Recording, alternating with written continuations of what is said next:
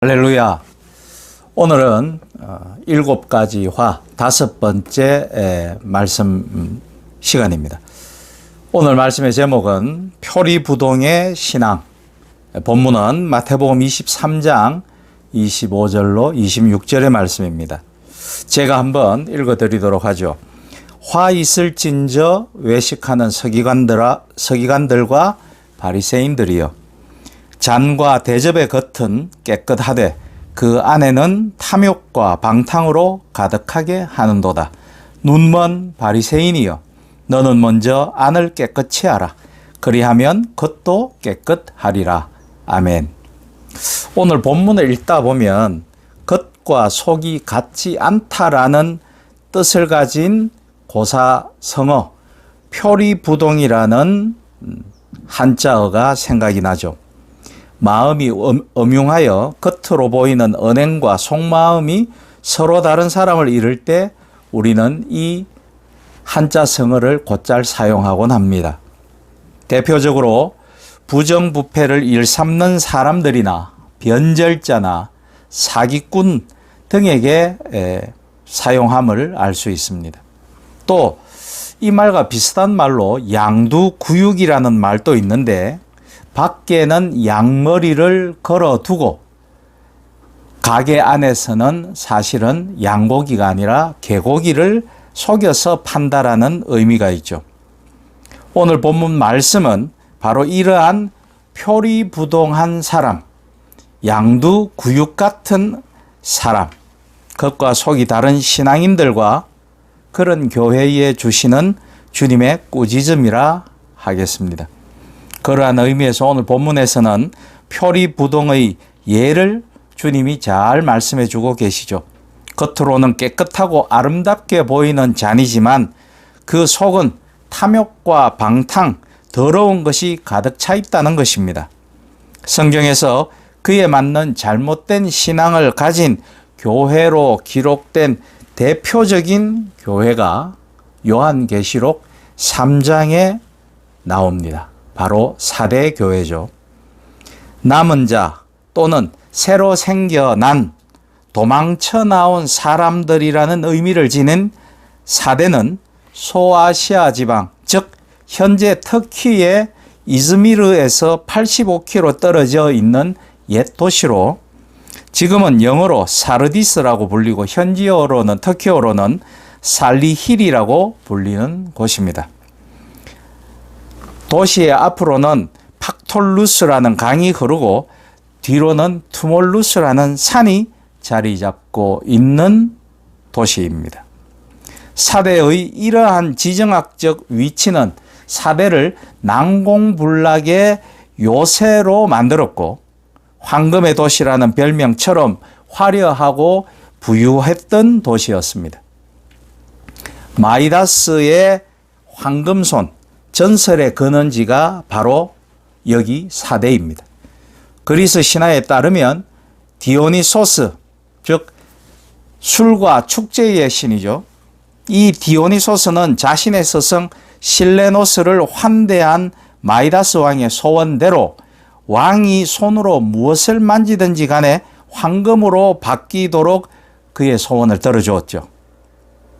그러나 마이다스 왕이 실수로 그의 딸을 만졌고 황금으로 변한 딸을 보고 왕은 디오니소스에게 소원을 철회해 줄 것을 원했습니다.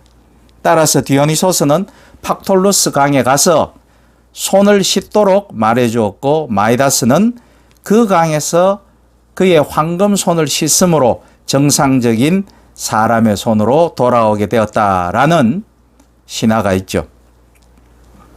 그 때문에 팍톨루스 강은 사금이 많이 나온다고 전해졌으며, 지금은 폐허가 되었지만 한때는 리디아 왕국의 수도였고 페르시아 제국의 소아시아 지역 수도가 바로 사대였습니다. 그 당시 물질적으로도 풍요로웠던 도시들이 방탕하고 음란하였던 것처럼 사대교회 역시 겉모습은 화려했으나 내면의 신앙은 죽어가고 있는 교회였습니다. 사실 교통의 요충지며 건강으로 유명했기 때문에 사대교회는 소아시아 터키 지방의 다른 교회들보다 더 부유한 교회였습니다. 굉장히 규모도 컸고 많은 부유한 성도들이 소속된 교회였겠죠. 따라서 아쉬울 것이 하나 없는 사대교회는 예수님을 믿고 예배는 드리고 있었지만 하나님 나라와 예수님의 십자가의 고난은 그저 머릿속에 또는 성경에만 있는 이미지화된 것일 뿐 그들의 삶의 모습은 그것과 전혀 다른 모습으로 존재했었다고 하는 거죠.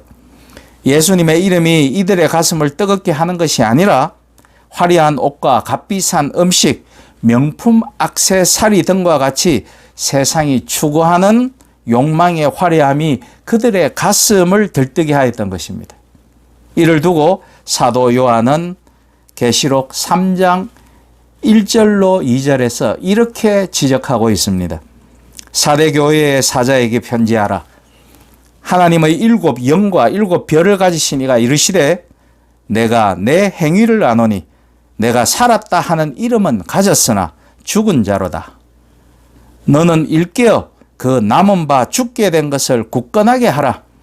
내 하나님 앞에 내 행위에 온전한 것을 찾지 못하였노니. 참으로 절망적인 말씀이고 무서운 지적입니다. 개인도 그렇고 교회도 그렇고 말씀에 깨어있지 않으면 살아있으나 죽은 것입니다. 구약의 아모스서 4장의 4절로 5절에서도 죽은 신앙에 대해 이렇게 질타하고 있습니다. 너희는 베델에 가서 범죄하며 길갈에 가서 죄를 더하며 아침마다 너희 희생을 3일마다 너희 11조를 드리며 누룩 넣은 것을 불살라 수은제로 드리며 낙헌제를 소리내어 선포하려무나. 이스라엘 자손들아 이것이 너희가 기뻐하는 바니라. 주 여호와의 말씀이니라. 이스라엘은 아침마다 희생제물을 바치고 3일마다 11조를 드렸고 수은제 즉 감사 예물과 낙헌제 자원 예물을 드렸습니다. 겉으로 보면 아주 헌신적으로 신앙생활을 하고 있는 것처럼 보입니다. 그러나 본문 4절로 5절에서 하나님께서 반어법을 통하여 여호와의 언약을 어긴 이스라엘의 위선적 신앙을 꾸짖으시는 거죠. 이는 영성이 전혀 없는 종교 행위를 의미합니다. 당시에 많은 백성들이 형식상으로는 하나님께 열심인 듯이 보였으나 실제로는 가나안 종교의 우상 숭배에 가증한 행위를 하나님 제사에 끌어들여 옴으로써, 즉 다시 말씀드리면 하나님께 예배 드리는 듯하나 사실은 자신들이 만든 우상, 권력욕, 경제적 탐욕, 탐심, 음란의 신앙행위를 했다라는 것입니다. 우상숭배를 했다라는 것입니다. 그들은 여호와의 신앙을 근본적으로 더럽히고 있었습니다. 몇천 년 전과 지금의 상황이 그닥 틀리지 않은 것 같습니다. 여기서 말하는 베델은 어떤 곳입니까? 야곱이 돌기둥을 세운 곳이며 예루살렘에서 북쪽으로 약 65km 지점인 에발산과 그리심산 사이의 동네인 세겜을 떠나 단을 쌓고 회개한 곳이기도 하죠. 그 후에 그곳은 거룩한 예배 장소로 여겨졌습니다. 베델이 말씀입니다. 그리고 길갈은 어디입니까? 여호수아의 지휘로 요단강을 동해서 서로 건너 가나안에 입성한 첫 지역으로 온 백성이 할례를 행한 곳이며 유월절을 지킨 곳이었습니다. 여호수아서에 자세히 나오지 않습니까? 그러나 아모스 선지자 당시의 베델과 길갈은 하나님을 섬기는 것과 전혀 성격이 달라진 우상 숭배의 중심지로 바뀌고 말았다는 것입니다. 단을 더 많이 세우면 세울수록 그들의 형식주의적 신앙도 더욱 비대해져 갔습니다. 우상 숭배에도 비대해져 갔다라는 말이죠. 아침마다 희생을 3일마다 11조를 드렸다고 되어 있습니다. 이 3일마다 11조, 이게 지난주에 말씀드린 것처럼 3년마다 11조가 오역 잘못된 번역이 된 것이 아닌가, 이렇게 생각을 했었는데, 이것은 당시 선지자가 이스라엘 백성의 우상 섬기는 의식을 조롱하는 것으로 읽힌다는 말씀이죠. 3년 만에 드리는 11조를 3일 만에 계속 드려보라. 그래도 너희의 죄는 없어지지 아니하고 더욱 쌓여만 간다는 의미로 읽혀졌습니다. 겉으로는 하나님을 대단히 헌신적으로 섬기는 것 같지만 실제로는 하나님을 떠나 우상의 탐욕을 쫓고 있었으니 하나님은 결코 기뻐하시지 않는 것입니다. 이를 요즘으로 바꿔 말하면 매일 새벽 기도를 빠지지 않고 온전한 11조를 철저하게 지켰다고 말할 수 있겠죠. 북이스라엘의 죄는 예배를 안 드린 게 아니라 예배를 훼손시킨 것, 잘못 드린 것입니다. 헛된 제사, 형식적인 예배를 드린 것입니다. 누룩 넣은 수은제, 누룩 넣은 감사 제물이란 예기치 못했던 은혜나 축복을 받았을 때 드려지는 것이 이 수은제인데, 이 수은제는 화목제 일종으로 봐야 되겠죠. 그런데 이 화목제를 드릴 때는, 하나님께 예물을 드릴 때는 반드시 누룩이 들어가지 않은 것, 누룩이 없는 제물을 사용하라고 레위기 7장 12절로 14절에 분명히 적시되어 있습니다. 그러나 이스라엘 백성들은 누룩을 섞어 드렸으니 왜 그랬을까요? 자신들의 탐욕적인 우상 숭배를 위해서 그렇게 했던 것입니다. 하나님께 드린 게 아니죠. 그들은 우상 숭배를 하였던 것입니다. 소리내어 선포하는 낙헌제는 하나님께 받은 은혜와 감사가 아닌 자신의 공로와 공덕을 내세우는 수단으로 삼는 신앙행위를 가리킵니다. 예배의 본질은 자기 부인, 곧 희생인데 도리어 자기 가시와 자기 자랑을 드러내며 사람들에게 보이기 위한 쇼로 예배를 전락시키는 것입니다. 이것이 너희의 기뻐하는 바니라. 하나님이 기뻐 받으시는 예배가 아니라 자신의 기쁨을 위한 예배를 드린 것입니다. 우리가 드리는 예배가 하나님께 자기 부인으로 드리는 희생의 예배인지, 아니면 사람에게 보이기 위한 자기 과시를 위한 쇼인지, 하나님의 기뻐하시는 예배인지, 사람들에게 기쁨을 주는 수단인지에 대한 깊은 반성과 성찰이 요구됩니다. 그래서 토저 목사는 이를 두고 예배인가 쇼인가라고 말했던 것입니다.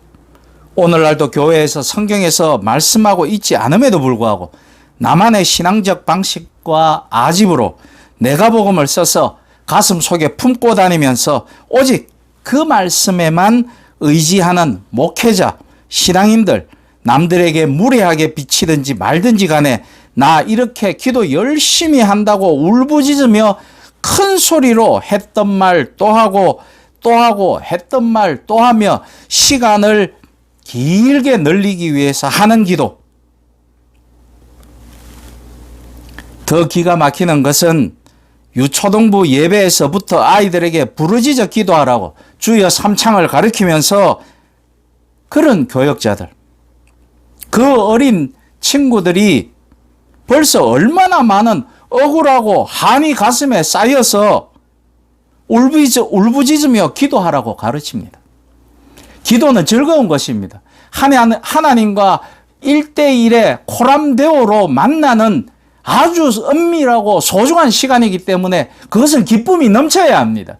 나의 회개를 받아주시고 나를 용서해 주시고 나를 받아들여 주시는 그 기쁨의 시간이 왜 울부짖으며 주여 삼창으로 하나님께서 안 내려주시면 하나님을 떠나겠다고 공포하고 선언하는 것처럼, 협박하는 것처럼 어떤 때는 부르짖는 기도가 그렇게 저에게는 들립니다.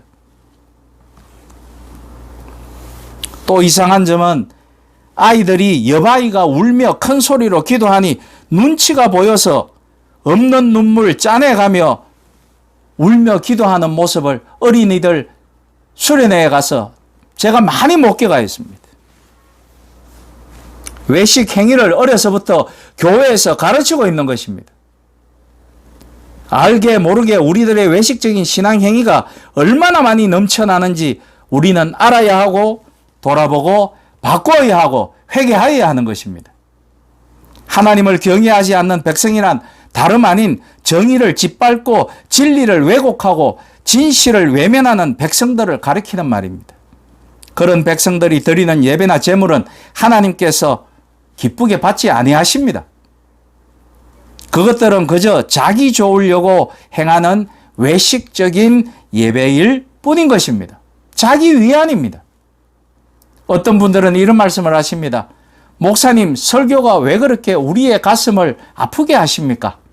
좀 일주일 만에 교회에 갔는데 위로해 주는 말, 좀 칭찬해 주는 말씀 해 주실 수 없나요? 성경을 살펴보십시오. 우리 인간에게 너희들이 잘하고 있고 너희들에게 위로를 주고 싶고 그러니 앞으로 잘 될 거야 하는 말씀이 성경 66권에 어디에 쓰여 있습니까? 성경의 말씀은 우리에게 제대로 가라고, 제대로 하나님을 섬기고 제대로 예수님을 본받고 예수님을 믿고 구원의 길로 오라고, 그 구원의 길로 오는 길이 쉽지만은 않다고 그렇게 가르칩니다. 다시 말씀드리지만 위로하는 말씀, 가슴에 다시 새로운 힘이 생기게 하는 말씀, 그런 말씀을 들으려면 자기개발 강연장을 찾아가시면 됩니다. 기독교는 위대한 패러독스가 작용하는 종교입니다. 우리를 꾸짖는 가운데 나를 돌아보고 나를 다시 추스려 기운차게 나아가는 그런 종교입니다. 하나님께서 받으시는 진정한 예배는 마음의 중심과 삶의 중심을 그분에게 드리는 예배, 그분에게 돌아온 자가 경외함으로 드리는 예배입니다. 그리고 하나님께 돌아오는 일이란 다름 아닌 자기의 죄를 회개하는 일입니다. 날마다 회개하며 자기를 죽이며 하나님께 돌아오는 일을 게을리 하지 않아 하나님의 나라가 가까이 왔음을 사마리아와 온 땅 끝까지 말씀을 전하며 선포하며 제자를 삼는 여러분과 제가 될 수 있기를 우리 주 예수 그리스도의 이름으로 부탁드립니다. 아멘.